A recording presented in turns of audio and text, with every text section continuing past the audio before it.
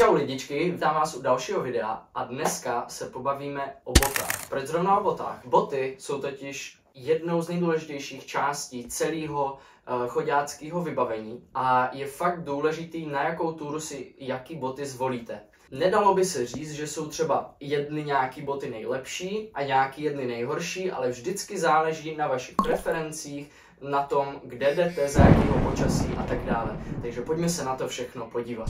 Každý z vás, kdo už někdy byl na nějaké další túře, moc dobře víte, že když jste si vzali špatné boty, tak ta túra nebyla špatná, ale byla úplně strašná, protože prostě je to nepříjemný, ať už je to, že vám kloužou boty, když začne pršet, že máte puchýře, nebo že vás zkrátka bolí nohy, nebo vám ta noha v tom nějak jezdí, tak to prostě dokáže pokazit celou túru.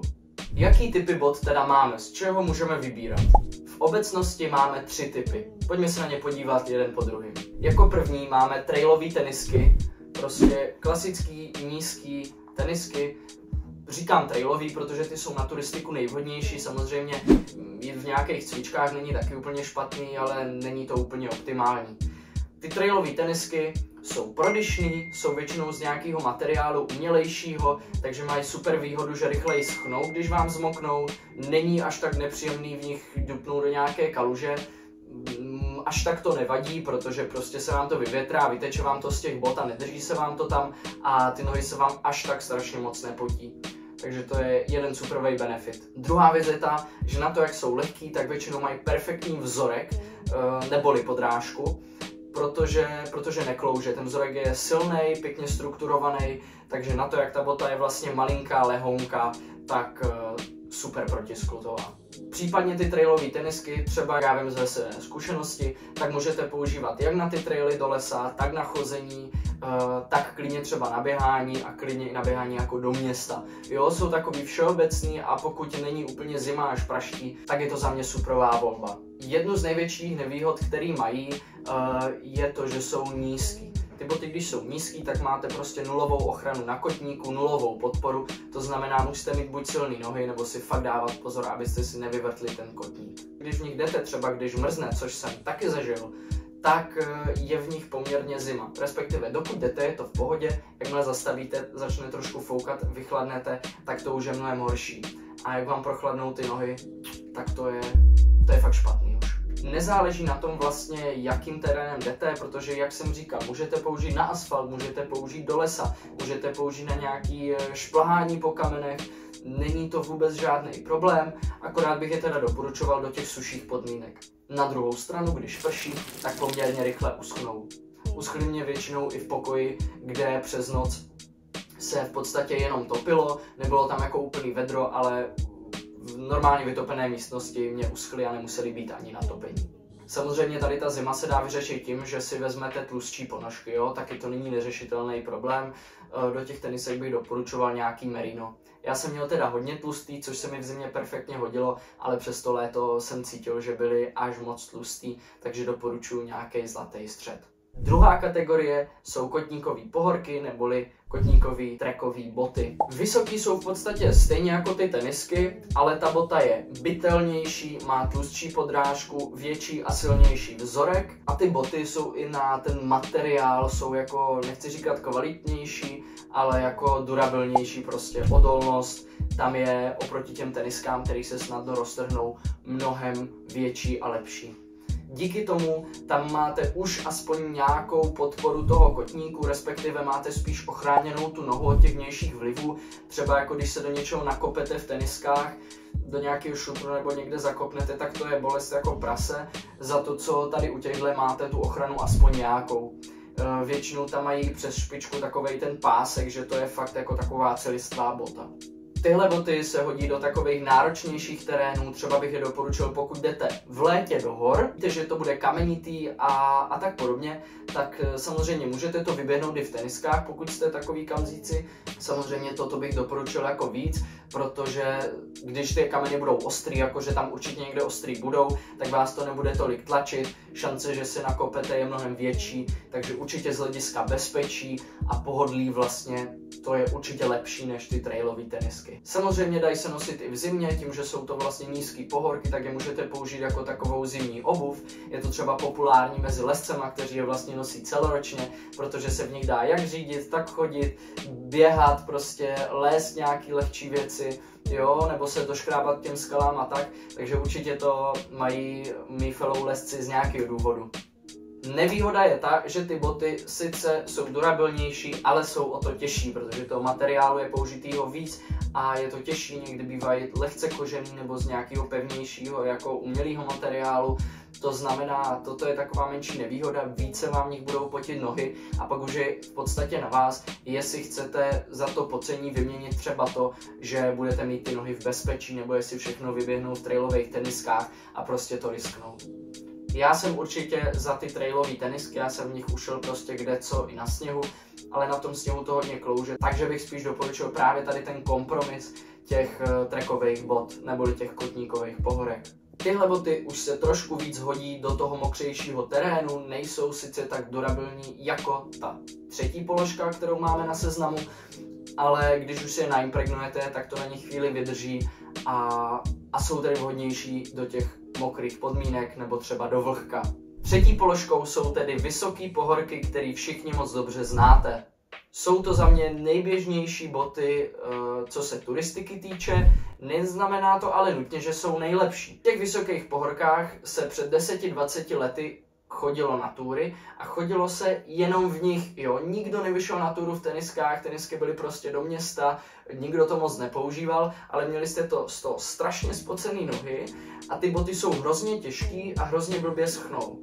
Sice mají samozřejmě nějaké výhody, jako třeba ta voděodolnost, jako třeba to, že máte chráněnou jak nohu, jakože prsty, tak i kotník, což je úplně super do nějakých náročnějších terénů, na nějaký sestupy a tak dále. To jsou určitě jako dobrý benefity, ale zase je otázkou, jestli byste to vyměnili za tu vlastně nepohodlnost a nepraktičnost v tom schnutí a tak. Pokud třeba nejste tak zvyklí chodit s těžkým báglem a chtěli byste trošku pomoct svým kotníkům, trošku to podpořit, tak určitě bych vám tyhle boty doporučoval, protože vám to zase pomůže, jo, třeba s tím těžkým báglem se vám může někdy vytočit noha, nemuselo by to být úplně příjemný, nebo třeba scházíte z nějakého kopečku, tak už vám povolujou kolena.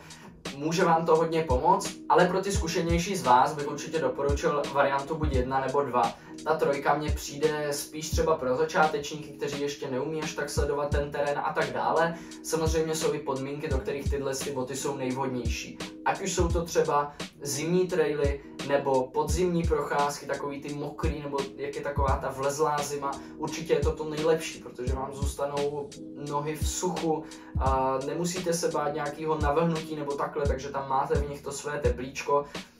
Ty boty, dokud je máte na nohou, tak jsou praktický do těchto podmínek.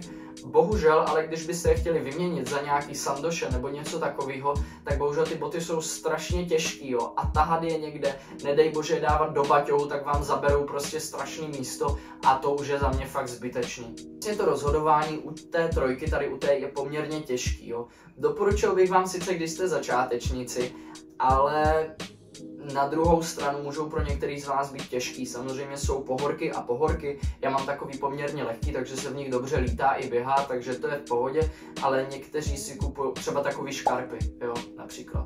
To jsou strašně těžké boty, ale jsou perfektně odolný a s tím, jako když se kopnete, tak necítíte nic, jo. V plné síle, když kopnete, vůbec nic neucítíte, takže zase, jo, jsou pohorky a pohorky, vzali jsme to teďka obecně na ty kategorie. Teď bych vám rád dal nějaké doporučení, co se nákupu bot týče, respektive toho výběru a potom toho pozdějšího nákupu. Určitě si dejte pozor na podrážky. Ta podrážka je jedna z nejdůležitějších věcí, co na té botě jsou. Ta za vás může odvést všechnu práci nebo vás může úplně zničit. Ta bota může být sebepohodlnější, ale pokud ta podrážka je ochozená a hladká, tak vám nepomůže vůbec v ničem, budete se klouzat prostě jak na ledě a hrozně vás to naštve a hrozně vás to unaví, protože když já jsem v nich třeba chodil v těch schozených teniskách, těch trailovkách, tak jsem chodil do kopce po sněhu a udělal jsem 2 kroky tam a o 1 krok jsem si jel zpátky. Bylo to hrozně náročný a na 20 kilometrech jsem jich ušel prostě 22, protože to bylo fakt hrozně náročný. Podrážky si můžete vybrat buď měkčí, anebo tvrdší. Ty měkčí mají většinou lepší přilnavost, jo, třeba na nějaký plochy nebo takhle, tak na to běhání a tak podobně, tak na to jsou úplně ideální, ale dejte si samozřejmě pozor, protože jak je to měkčí ten materiál, tak se rychleji opotřebí. To znamená, počítejte s tím, že si za chvilku budete pravděpodobně kupovat další, pokud je hodně používáte. Zase ta tvrdší podrážka není tak ohebná, to znamená, ta noha v ní může být trošku víc jako uchycená napevno a nemusí to být někdy tak pohodlný, ale právě třeba na ty ostrý kameny nebo na nějaký scházení velký, tak je to úplně super, protože ta podrážka vám to utlumí a nebudou vás tak bolet ty věci, na které šlapete. Takže tady u té tvrdosti určitě přemýšlejte nad tím, na jakou věc je primárně budete potřebovat. Když vím, že půjdu na 9 tur někde po asfaltu, po rovince a na jednu potvrdím, tak si radši koupím s tou měkčí podrážkou, jak to má většinu času pohodlný, no a tu jednu turu už v pohodě zvládnu. Jak už jsme se k tomu v krátkosti dostali, tak je to tlumení nárazu té chůze, těch kroků. Jo? Samozřejmě tenčí boty jsou pohodlnější, víc to procítíte, ten povrch, co máte pod nohama, víc vás to promasíruje a je to blíž těm barefootům, což je mega zdravý a hlavně nejsou to úplný barefooty, takže si ty nohy úplně nezničíte, když chodíte s baťohem, ale na druhou stranu zase vám aspoň něco vytlumí. Když si jdete kupovat boty na turistiku, tak je to trošku něco jiného, jak když si vybíráte nějaký tenisky třeba do města. Doporučuji vám silně chodit nakupovat odpoledne a ideálně třeba po nějaké kratší chůzi, jo? Třeba si do toho obchodu projít, pokud mám tu možnost, protože odpoledne už ty nohy máte trošku nateklý a jakože když budete hodně chodit, tak vám ty nohy budou natíkat. To znamená, abyste si nekoupili moc malý, pak vám natečou a budete brečet, že prostě jsou moc malý, hrozně to bolí. Jo? Takže na to si dejte fakt pozor. Druhá věc, nekupujte podle velikosti, ale podle vašeho pocitu. Rozumím, samozřejmě, když vím, že mám 44, tak si nepůjdu vzít 36 a nebudu se do nich rvát. Ale navybírejte si třeba, vím, že mám 44, vezmu si 43, 44,5 a nějaký velikosti mezi tím, takže třeba tři různé páry a potom si je vyzkouším postupně, jak mi který sedí. Určitě si ty boty dobře zavažte, dobře si je utáhněte, zkuste se v nich zaprvé proběhnout, udělat v nich nějaký dřepy, zkuste projít se z kopce, zkuste v nich zabrzdit a zkuste s nima nějaký takový ty běžecký cvičení. Další věc je ta, vemte si ty boty trošku větší, než byste mysleli, protože ty nohy vám fakt budou natíkat. Fakt si vemte třeba o půl čísla větší. Samozřejmě zase v tom nesmím lítat. Což se váže na další pravidlo. V té botě byste měli mít tolik místa, aby když dáte nohu úplně dopředu do té boty, abyste si mohli dát třeba jeden prst takhle za patu. Je to zase z toho důvodu, abyste si nekoupili třeba moc malý, nebo na druhou stranu moc velký. Pokud by se mě tam ty prsty vlezly dva za sebe, tak to už jsou zbytečně velký lodě, takže si na to dejte pozor. Nezapomeňte si vzít správný ponožky. Neberte si ani moc tenký, ani moc tlustý, ale vemte si ideálně ty, ve kterých třeba chodíte. Já mám ty merino ponožky, v kterých chodím, takže ty bych si vzal, když bych si šel zkoušet boty. Jo, dejte si na to pozor, nezdá se to, ale může to ve finále být velký rozdíl. A poslední, taky velice důležitá věc, je materiál, na který se úzce váže odolnost a prodyšnost. Tady se nám to opět dělí na 3 typy. Kožené, syntetické a s membránou. Co to vlastně znamená? Kožené boty jsou pochopitelně z kůže, no shit Sherlock, ale sice nejsou tak prodyšné a poměrně hodně se v nich potíte, ale jsou perfektní právě do té zimy, do těch vlhkých podmínek a tak podobně, protože pokud tu kůži naimpregnujete, tak má suprovou vlastnost a to je to, že ty boty vám fakt jako neprotečou. Viděl jsem, že třeba kovbojové nebo takoví ti farmáři dělají hodně to, že si koupí takový kožený pohorky, pomažou si je, natřou si je takovým rozehřátým voskem a jim to potom neproteče vůbec, můžou v tom makat ve všech podmínkách a i vám bych něco takového doporučoval, asi ne úplně tím voskem, ale určitě si ty boty naimpregnovat, ať už to jsou tenisky, nebo to jsou právě ty pohorky, u kterých vám to fakt jako impregnace za 300 vám vystřelí takhle na hodnotě, protože to extrémně fakt jako pomůže a je to hodně muziky za málo peněz. Syntetické boty, ty jsou mnohem lehčí než ty kožené boty, rychleji schnou, jak už jsem říkal, a většinou jsou jako pohodlnější a prodyšnější, to znamená, líp vám bude větrat ta noha. Samozřejmě ale nevýhoda těch syntetických bot je ta, že méně vydrží. Jo? Ta syntetika se rychle ochodí, rychle se opotřebovává, takže opět počítejte s tím, že si budete brzo kupovat nový. Poslední a třetí tady ta podkategorie je s membránou. Věřím, že většina z vás zná třeba Gore-Tex. Co vlastně ta membrána dělá, jako jo? Hodně dobře chrání proti vodě, i když nemáte naimpregnovaný, jo? To znamená, ten materiál už sám o sobě vás dobře chrání, ale hodně to omezuje prodyšnost. Někdo za ty Gore-Texy hodně kope, protože chce mít nožičky v suchu prostě a nedá na to dopustit. Ale já třeba bych radši šel s mokrýma nohama, než aby mi to omezovalo tu prodyšnost a měl jsem z toho puchýře. To je podle mě hodně velký problém u té membrány. Samozřejmě zase záleží, kam si ty boty budete brát. Něco teda k závěru. Co si z toho odnést? Nějakých pár věcí. Boty kupuju na pocit. Beru si je podle toho, kam jdu a za jakých podmínek. Neexistuje jedna bota lepší než druhá. To znamená ideálně mít třeba jedny tenisky a jedny pohorky. Může být. Já to tak dělám, perfektně si mezi tím můžu vybrat. Nemusíte mít zase všechny troje, jo? Nemusíme to hrotit až tak strašně moc. Důležitý je si to užít. A samozřejmě taky záleží na těch vašich preferencích. Napište nám dolů do komentářů, jaký boty nosíte, klidně konkrétní model, na co je nosíte a třeba kolik stály a můžeme tam rozvést v komentáři nějakou debatu o tom, jaký máte zkušenosti, můžeme si trošku navzájem pomoct. Za mě jsou to určitě ty Kalenji boty, který jsem měl celou cestu a potom ještě Quechua pohorky. Pokud se vám video líbilo, tak nezapomeňte nahodit like, napište nám do komentu něco o těch botách a dejte odběr, aby vám neuniklo další zajímavý video. Můžete se těšit na nějaký přespávačky venku, samozřejmě vám dáme nějaký tipy, takže určitě je na co se těšit. Mějte se, čau.